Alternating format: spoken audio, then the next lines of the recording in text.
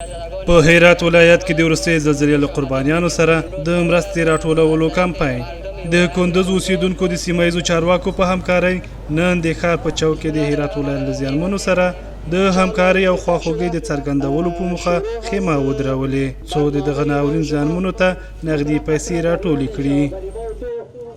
د همغو مسلمانانو د همدردي لپاره په کندوز ولایت کې موږ دغه کمپاین روان کړی ده. د کندوز ولایت په چوک کې او په څلورو هغه کې دروازو کې به موږ د هغې لپاره د اعانې د راټولولو کمپاین کوو او صندوقونه ږدو. ټولو کندوزیانو ته دعوت ورکوو چې راشي او خپله هغه اعانه د هرات د زندهجان ولسوالۍ کې چې کوم تلفات رامنځته شوي دي د هغه زلزله ځپلو ته هغې سره کمک شوق و محبت مردم که دیدیم بیخی مثل پروانوار به سر مثل که سر شم خود میاندازن آمده سادن از صنوف و همچنان جوانها حتی کسایی که معیوبین هستند سیاسرام شما شاید مشاهده کرده باشین آمده در این پروسه اشتراک کرده سادن. ما خیلی خوشحال هستیم.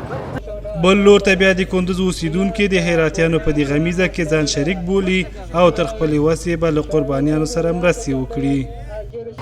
تر سبا پورې دې ته وخت معیار ټاکل شوی، تر سبا به راټولېږي. وروسته له هغې به دغه کمیسیون دغه پیسې د هرات محلي حکومت ته به ور تسلیموي تر څو پورې چې دغه خلکو سره کومک او همکاري وشي. دا د موږ او تاسې مسلمان ورونه دي، باید یو مسلمان د بل مسلمان په درد باندې غمجن وي.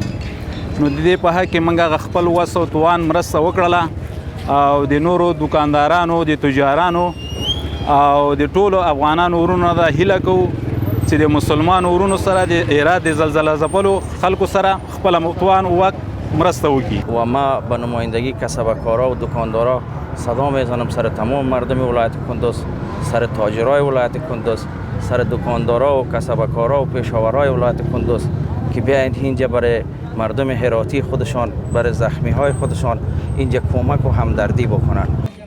د کندوز ولایت اوسیدونکي دغه مرستې په داسې حال کې کوي چې څو ورځې وړاندې افغانستان هرات ولایت سختې زلزلې ولړزاوه چې له کابله یې په زرګونو کسانو ته مرګ ژوبله واوښته.